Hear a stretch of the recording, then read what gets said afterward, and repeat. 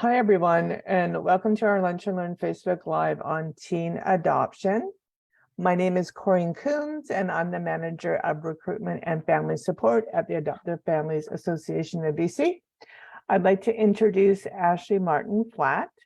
She is a professor at a post-secondary institution and teaches courses on trauma, child abuse, and neglect in both social work and child and youth care degree programs. Ashleigh is also a registered social worker and clinical counselor at Island Clinical Counseling in Nanaimo.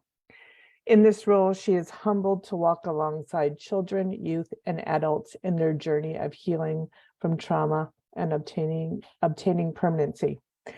Most importantly, Ashleigh is an adoptive parent to some amazing humans who all spent time in government care. So I'm going to hand it over to Ashleigh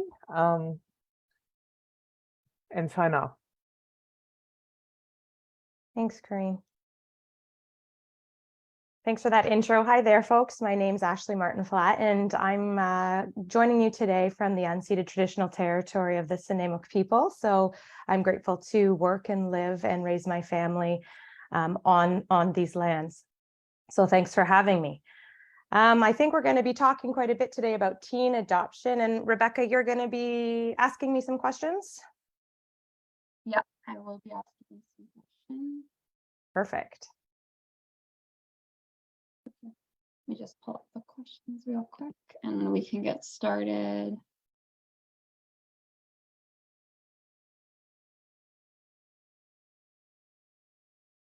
Awesome. So the first question that we got are, what are some of the biggest differences when adopting a teenager versus adopting a child? Yeah, that's a good question because there's lots of similarities, but there are some pretty significant differences as well.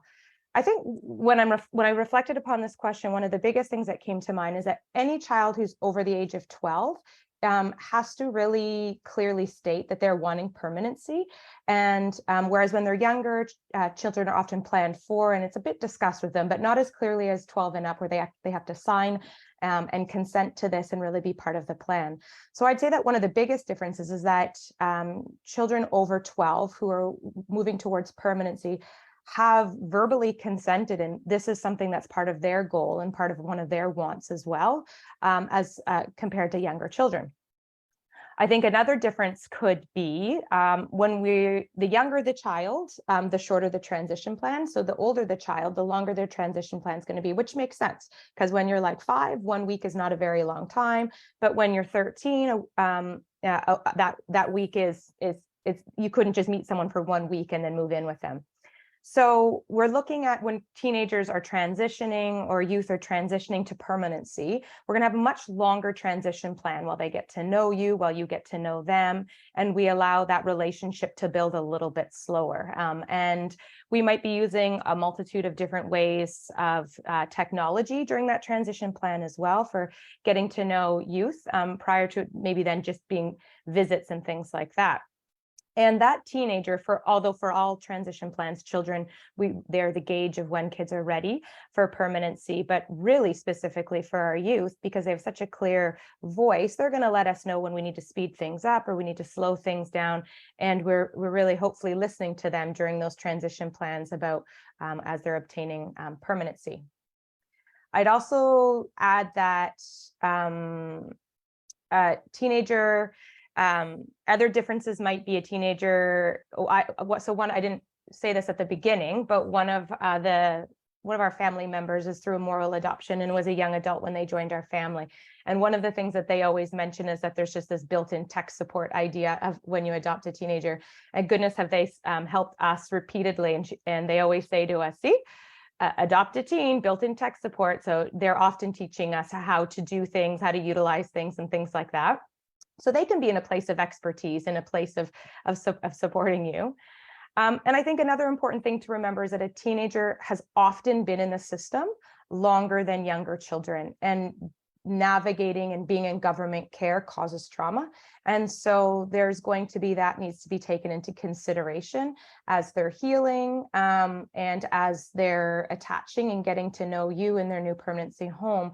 that we have to have a deeper understanding of their experiences, of what it means, of not just what happened for why they came into care, but their actual experience when they were in government care.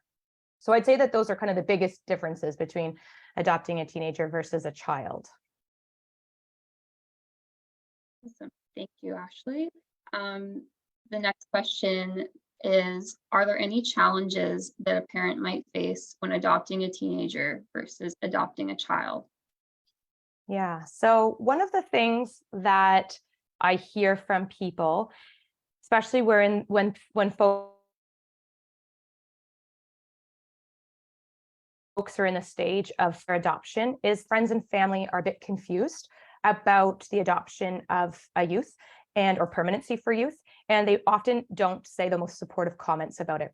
Most people get their knowledge about permanency from Hollywood or from really sources of information that aren't accurate.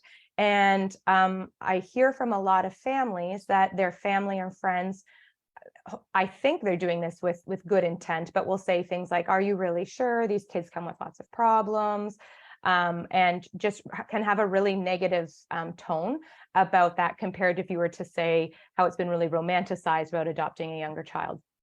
So I think that that's one challenge that parents need to be aware of, about how their support network and how the people around them will respond to this, because it's not something that is done very often.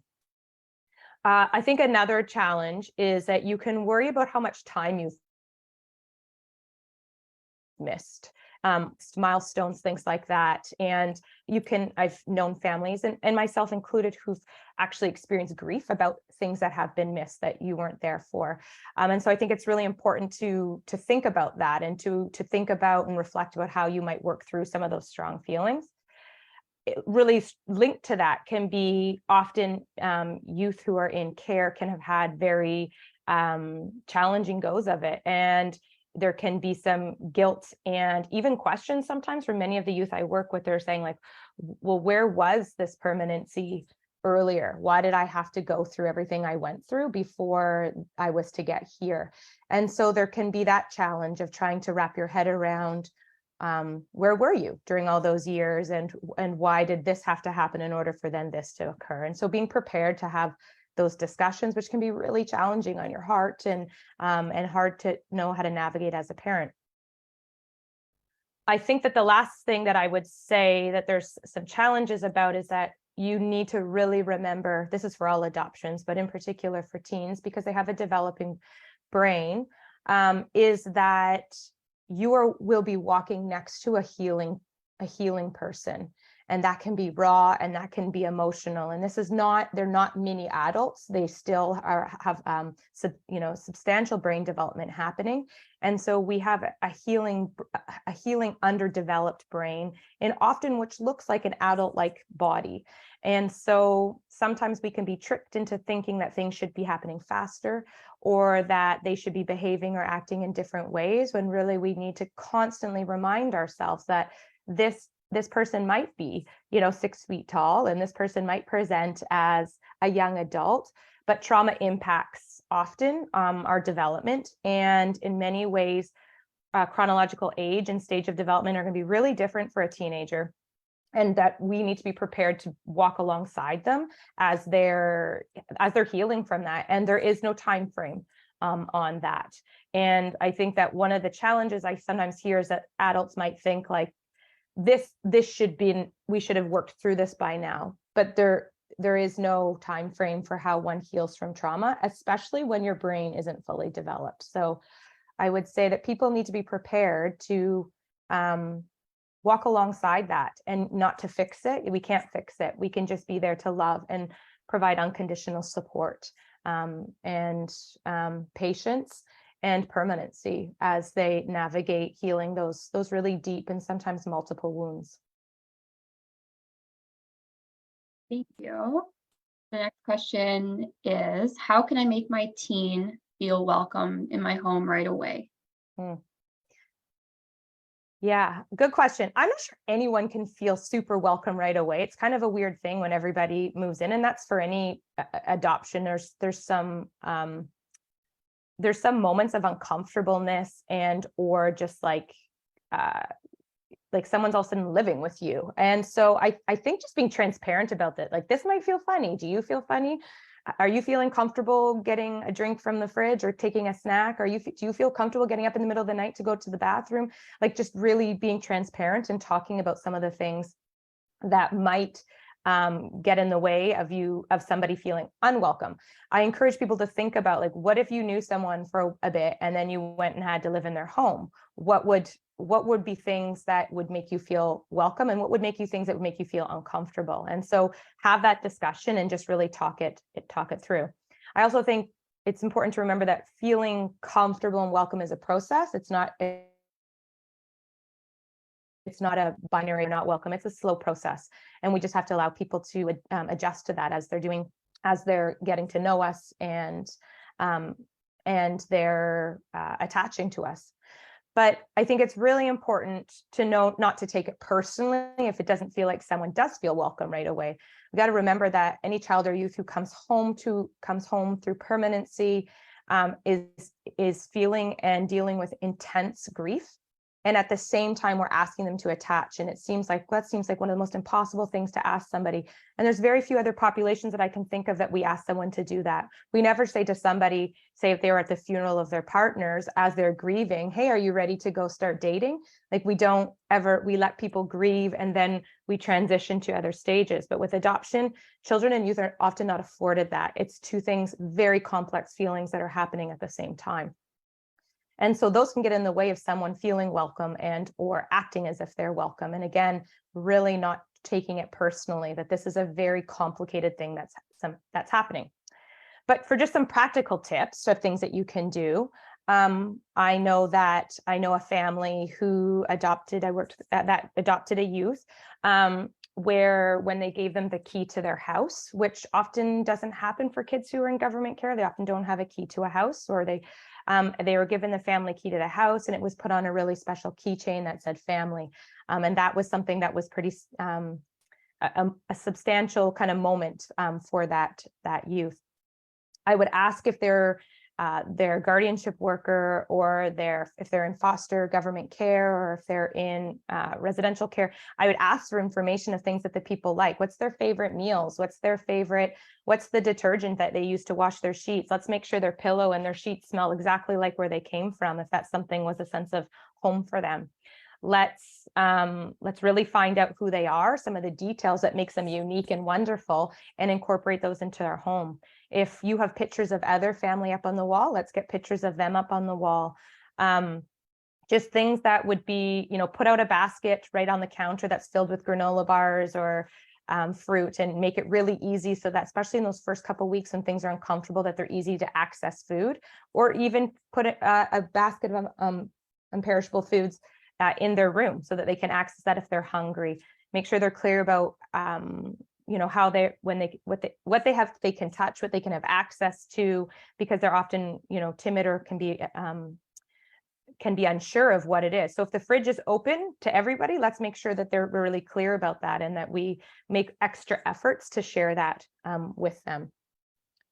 Other thing is just making sure we don't overwhelm them with people right away. And what's the most awesome thing about older kids is that we can just ask them, do you feel ready to, hang out with your new grandparents? Do you feel ready to have a visit with your foster family? Do you feel ready? Let's talk about this. And so just slowing things down if that's needed, and just having time at home, cocooning together, just spending time together.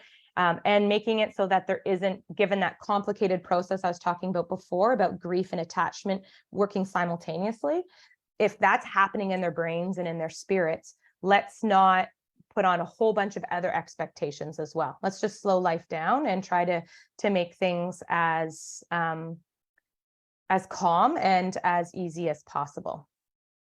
That was a long answer, sorry. That was really great.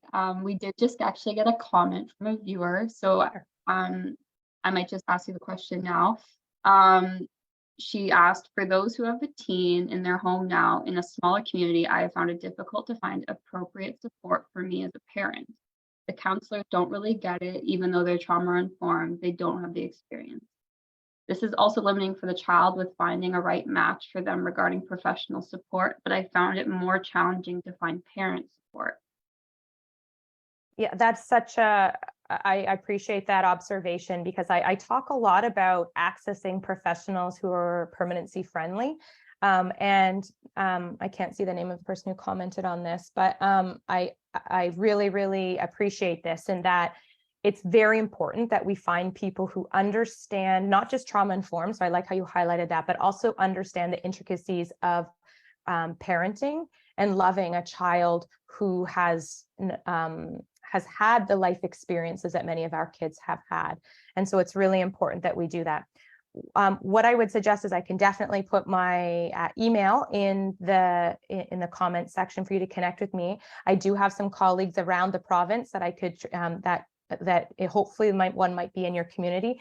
And then the other thing I can is offer you is that if you're finding one of those permanency friendly counselors, is to just try virtual counseling sessions. It's, in my experience, it's better to connect with someone who has that knowledge, even if it's virtual, rather than go to someone who doesn't if it's face to face. And it's just a level of expertise that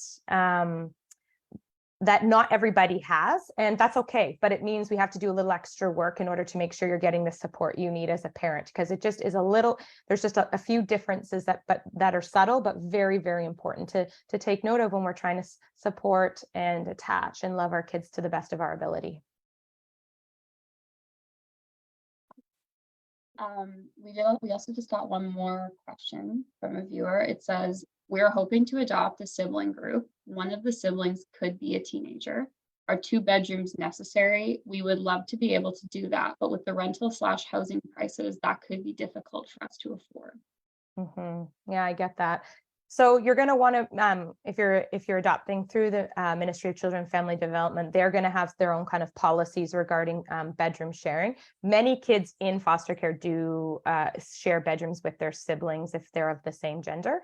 And so it is something that can be done. It's also, though, I would just note that sometimes part of kids' permanency requests is to finally get their own bedroom.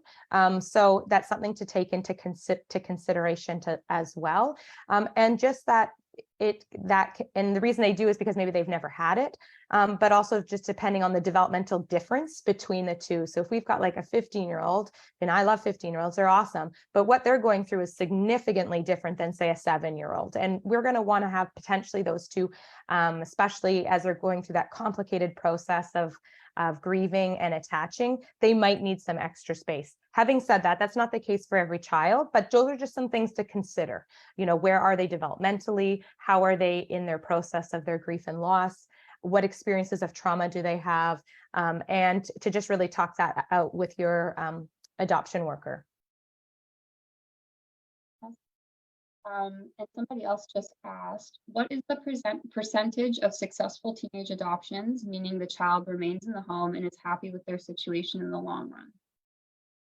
That's a very specific definition of successful. So I can't speak to exactly that research that's been conducted that looks at, you know, specifically those of someone saying that they're happy. What I can speak to is that across North America, the rates of adoption disruption or breakdown are sometimes anywhere between, in the research, between like 3 and about 9%. And so, which I think actually is fairly low. And in contrast or comparison to children who age out of government care without permanency, given how many placements moves those kids would have at the same time. Adolescent years is really complex, and teenagers who haven't had permanency, who were never in government care, wouldn't say that they necessarily are happy with their situation and live in their family home. So I think it's important for us to not just look at this specifically to whether kids who have been adopted or not. There's many struggles many teenagers are going through, and in my clinical practice, I see lots and lots of teenagers who are not adopted or spent a single day in government care, who have a lot of struggles right now. I think the pandemic exacerbated that, as well as a whole bunch of other issues that are happening for our adolescent population. And so I think for us to zoom out a little bit, that our teenagers right now, many of our teenagers right now are struggling, and it's not just specific to kids in care. I don't want to romanticize any type of situation in regards to as soon as kids come home, things are very easy or people are really happy. I can only speak to my own experience with is that it was a number of years of navigating some healing and figuring out relationships and roles based on previous trauma. But that I've witnessed some of the most amazing healing happen, in particular for one of my kids. And it's awe-inspiring what something like permanency and belonging can provide to somebody. All of these kids, and I say kids 19 and under, are amazing humans. And I can't imagine that I just happened to, win the lottery so many times. They all have to be this amazing, but they're requiring a special recipe of a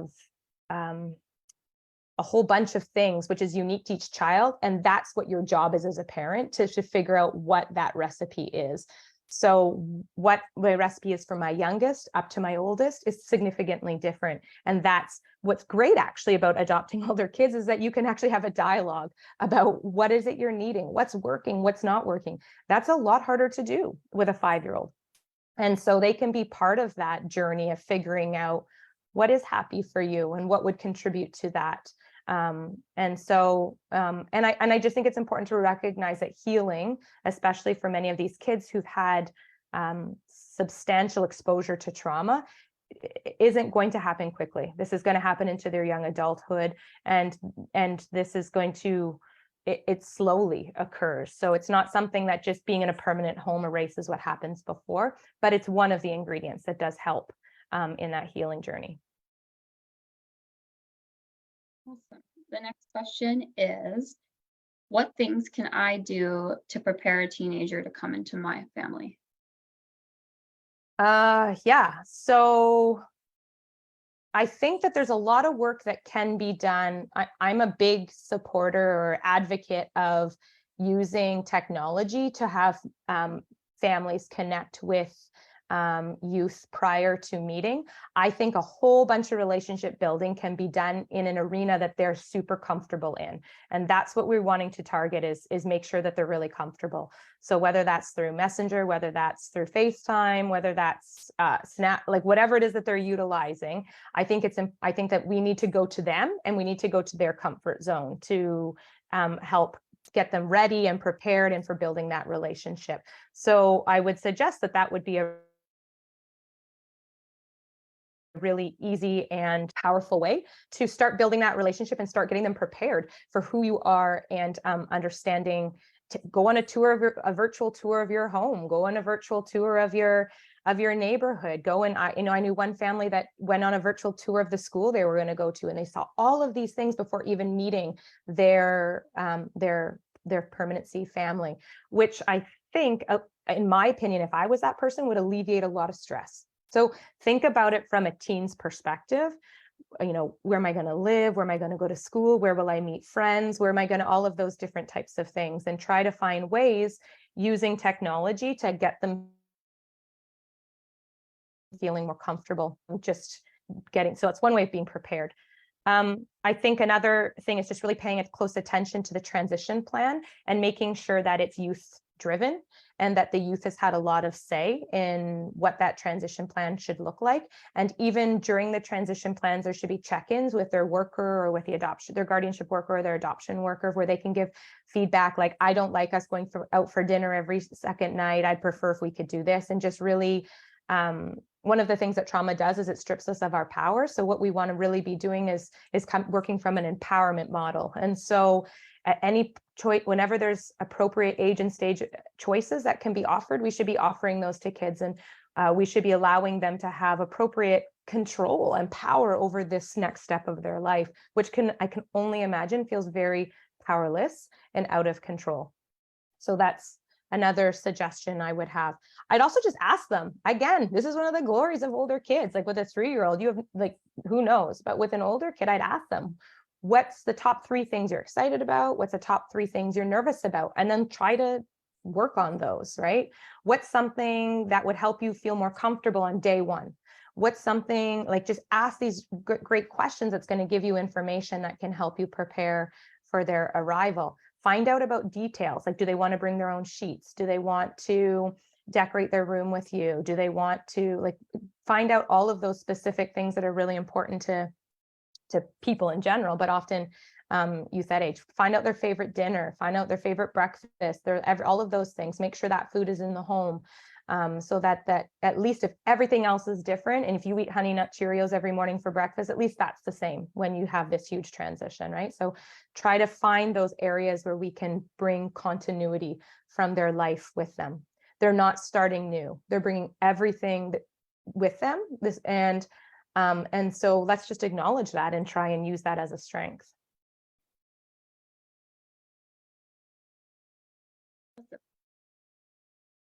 Does it matter how old I am when adopting a teen?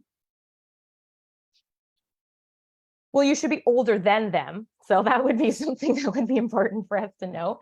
Does it matter? I don't actually think it does. I think it matters about the match. That's what really matters. It matters if we've got some teenagers who are with younger families, and that's a really good match.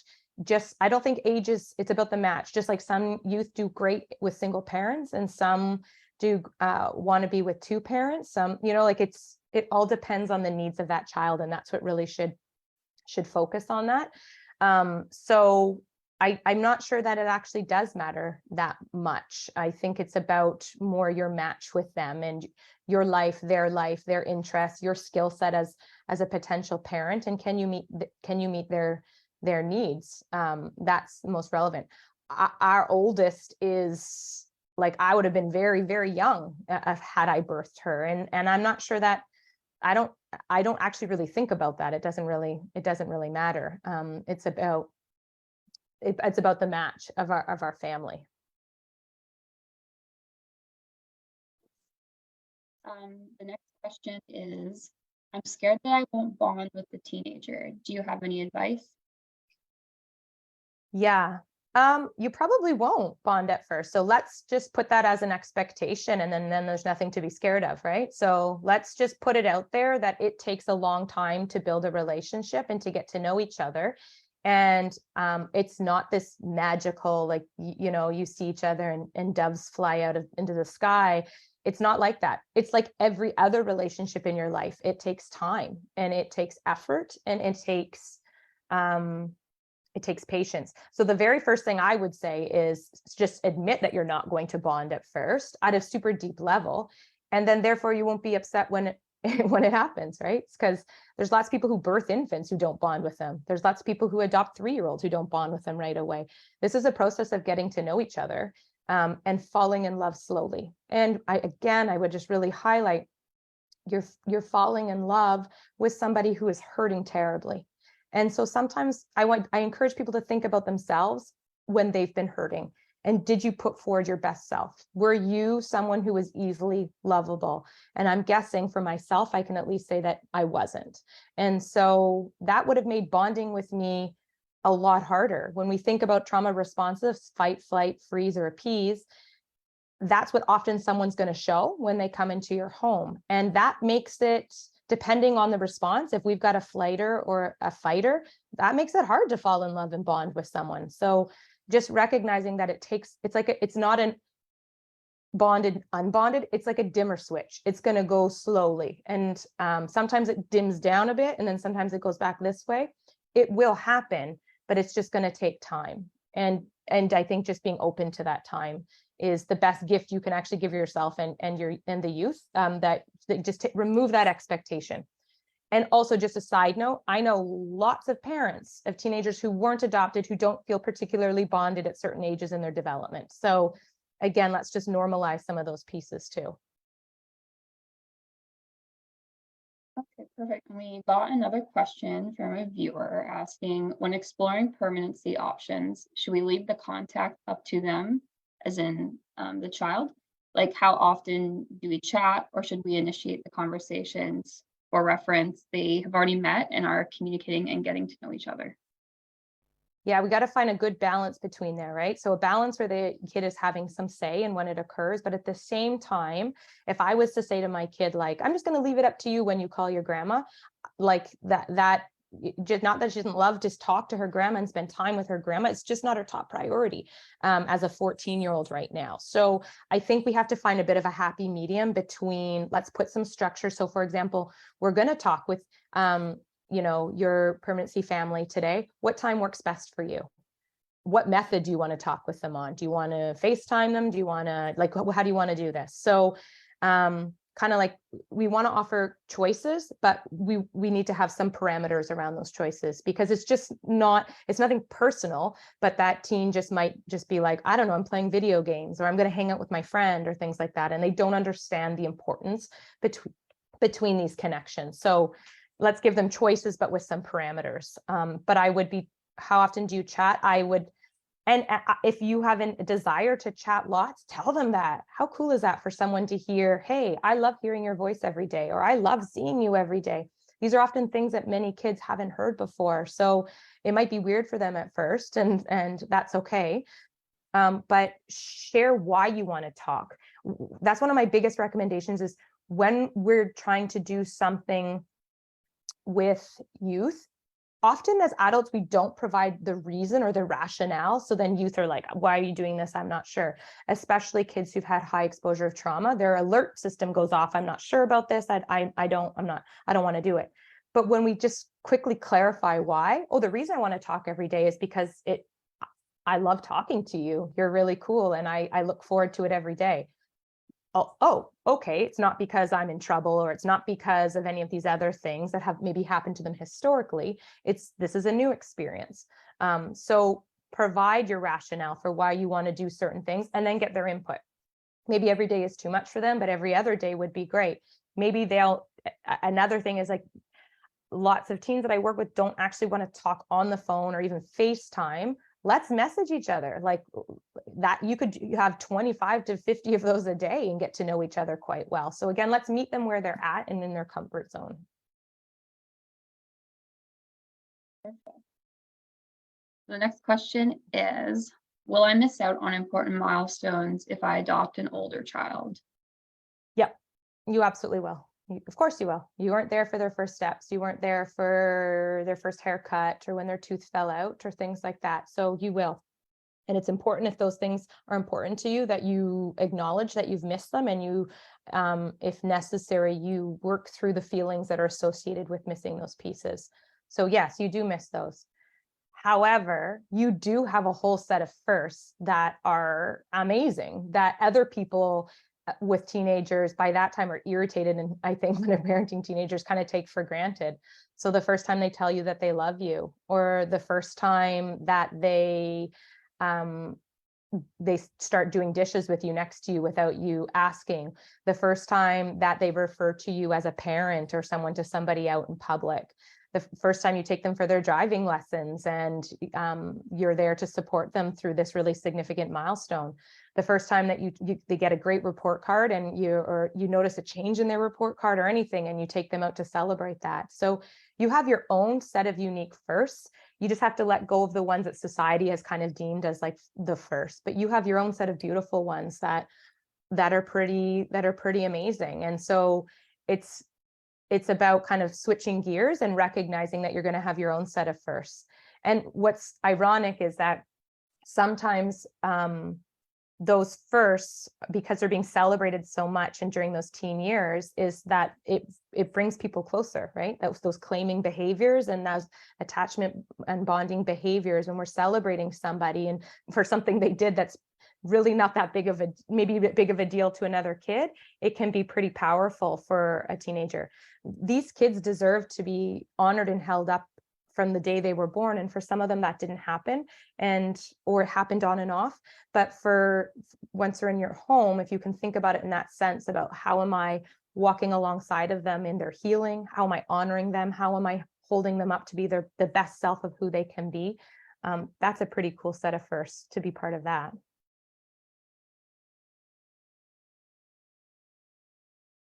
Then the next question is, do most teens want to be adopted?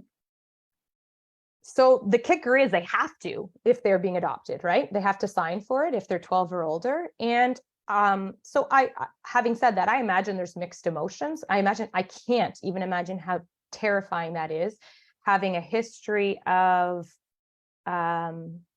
transitions, abandonment, like the amount of courage it takes for these kids to say, okay, big people, I'm going to give you one more try at this, when historically don't have a good track record for them. I think it takes an amazing amount of courage, and shockingly, many of them say, yes, I would like permanency. So that doesn't mean that they want permanency every minute of every day. It can mean that sometimes it feels really scary and we might pull back a bit, and other times we might even be a bit angry about why we're in a position where we might need to have permanency.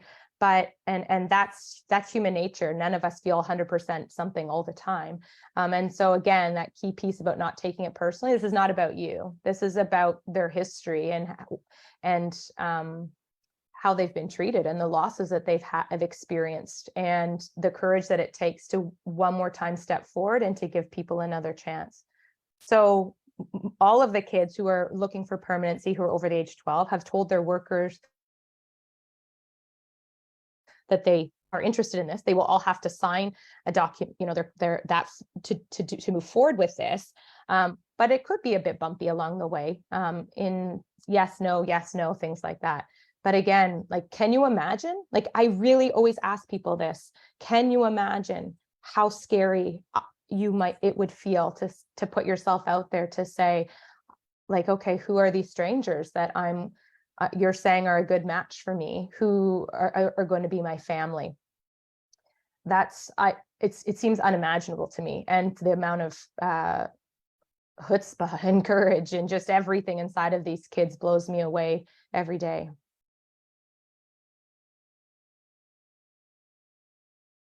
The next question is, what are some good programs that you know of to support my adopted teenager? So there's support and offered through Adoptive Families Association of British Columbia. And so there is like an online group for youth that is offered through AFA.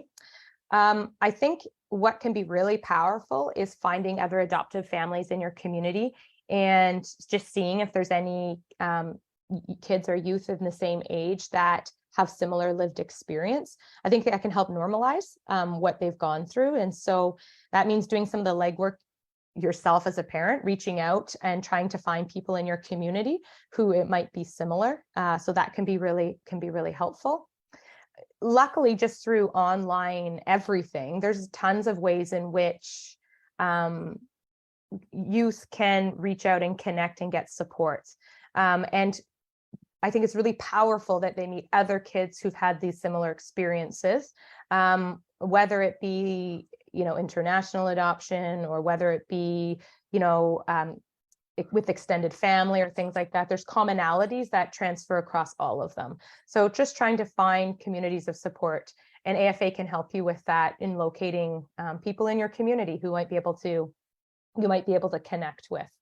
And the other thing is to just recognize that they'll do it also when they're ready. So just keep offering it and keep providing it.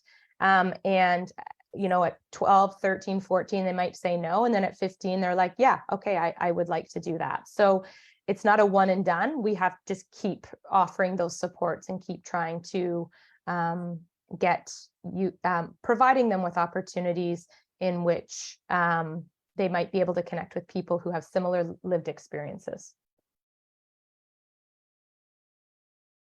So the next question is, my adopted teen is lashing out at me. How should I approach this?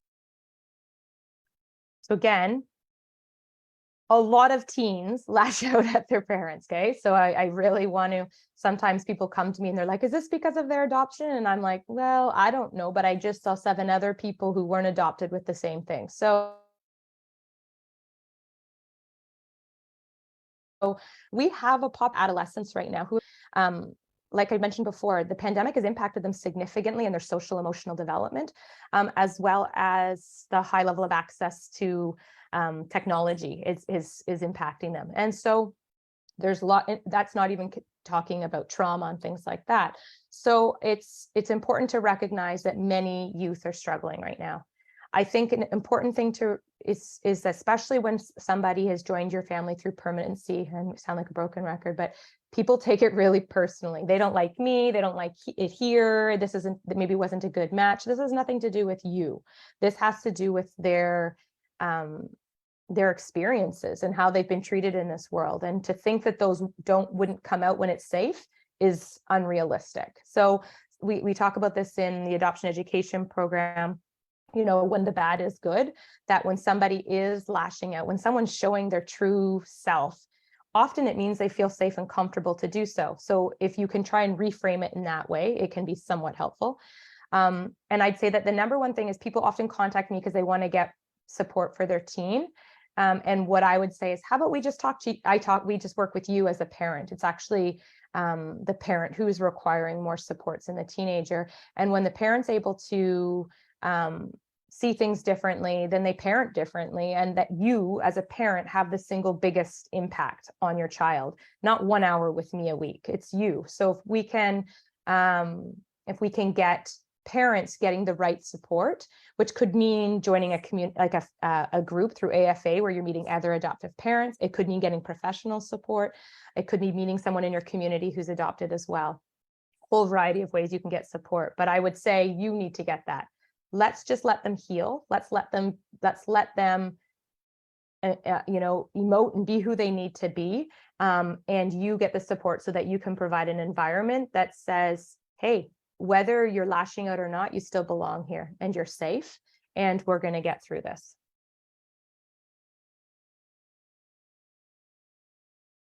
So that is all the questions that I have today, but I would like to open up the floor to anybody who's viewing and would like to ask a question to Ashleigh before we close off today.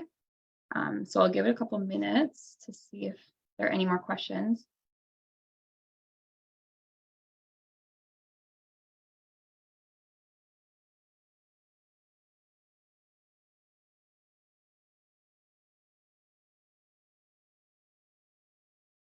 We'll keep waiting. But I think the one thing I wanted to add that I didn't share before, just about permanency for youth, is that there's lots of things that can seem really intimidating and really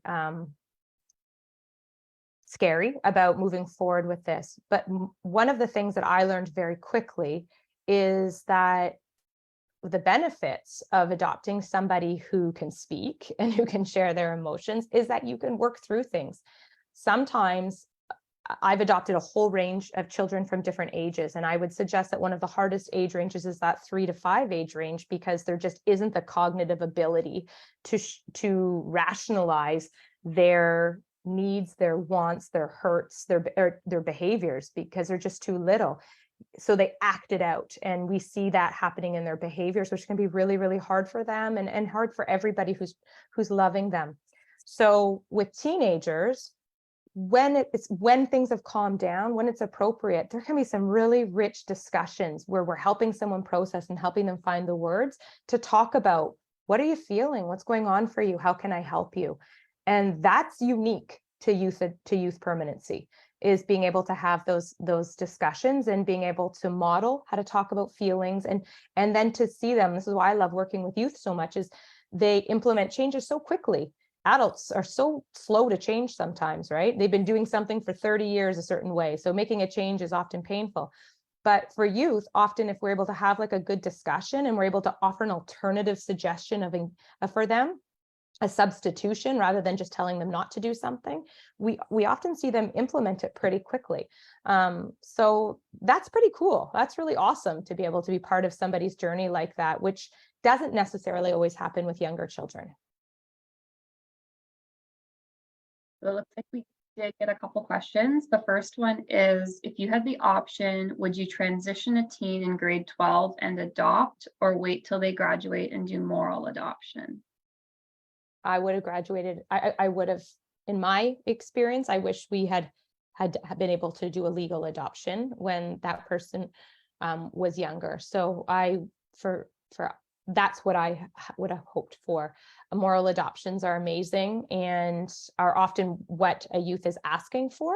So that's important. You might want to, important to talk with that youth. But for many of them, that legal aspect. So when we look at permanency, it's relational, it's physical, it's cultural, and it's legal. And so you're speaking about that legal piece. I think it would be really, if you could, important to ask that youth, what part of legal permanency, what does it mean to you? Is it important to you? For many kids, the last name is a big issue, that they would like that.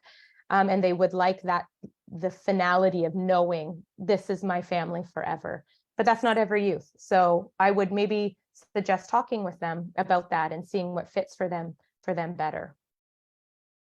And it's not, sorry, one last thing, not just to like ask once, but make this an ongoing discussion, because think about the severity of this decision making. It's pretty substantial. So making this more of a running discussion, like, why don't you think about it for 3 days and we'll connect again then and keep talking.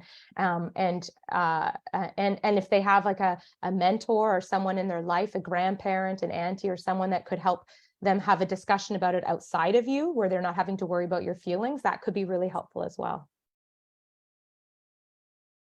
And then the next question, this is a good question. It's actually come up several times that I've heard, different situations. In terms of housing, do you need to be in the housing you would be in with the kids you hope to adopt before the home study? Or can you wait to move to a bigger place after the course until you get confirmation you will get the home study? It seems that there can be a long wait in between. Yeah, there sure can be, depending what community you live in. So again, you're going to want to double check all of these type of really MCFD specific policies with MCFD. But my understanding and what we talk about in the AEP program is that when you're home, before your home study, you don't need to move prior to the home study. There is a small aspect of the home study that is on your home, but the majority of that home study is actually a family assessment. It's not on your actual physical home. There is a small safety portion check of it as well. So I would, because of the long wait, it's suggested that people would move closer to it. What we don't want is kids coming home and then moving. Okay, so we're needing to that, and whatever home they're coming to needs to be the home that had the safety check done and study. So you're kind of trying to find that sweet spot there, but before your home study is signed off, it has to be on your home, and we don't want kids moving, especially in that first year. We really want to minimize any large life transitions for them, because they've already had so much.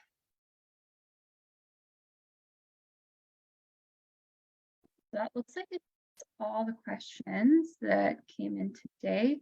Do you have anything else you'd like to add before we wrap up, Ashleigh? Yeah, I think I would try to really leave you with the idea that the kids and youth in government care who are requesting permanency are amazing humans who are filled with capacity and strength and resilience, and have navigated more things in life than probably most adults ever will have to. And I think it's sometimes seen as something very scary, or as something that some negative connotations about it sometimes. And I just really want to be here to break those down, to say it's a real honor to be able to walk alongside a youth as they turn into a young adult, and they blossom and they become this amazing human that you get to be part of their life. It's a real honor to be able to do that. And so if we can I think we really need to work hard to flip the narrative about who these youth are, and just see their capacity and just everything about them. That's amazing. And so if you can do that, then you're the right person for this. Awesome. Well, thank you, Ashleigh, for joining us today for the Lunch and Learn and answering these really important questions about teen adoption. I know I've thoroughly enjoyed listening to this topic, and I'm sure the viewers have as well. I will put Ashleigh's email in the comments of this live video. So if you have any questions or comments for her after this live stream, feel free to email her. I'm sure she's probably happy to answer any questions regarding this topic or any other questions you have about adoption. Absolutely. Thanks for having me. Awesome. I'll just stick this in the comments now. Awesome. Well, thanks everyone and have a really great rest of your day. Great. Bye-bye.